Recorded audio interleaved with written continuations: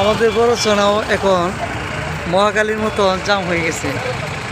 দেখেন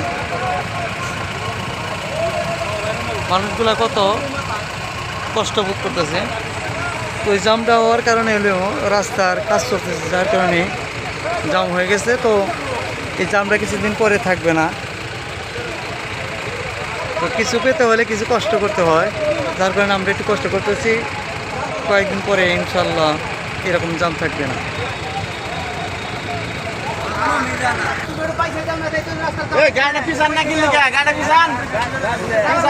অনেক বাইতার রয়েছে এবং বিরক্ত বোধ হয়ে গেছে।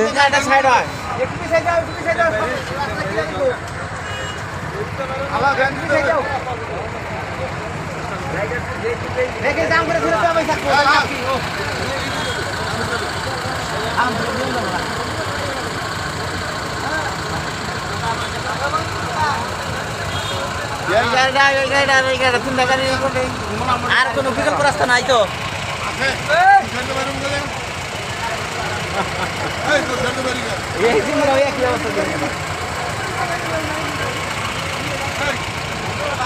অনেকে বিকল্প রাস্তা খুঁজতেছে, কিন্তু তারা কিছু নাই, এদিকে যেতে হবে, তো কষ্ট হবে। এই তো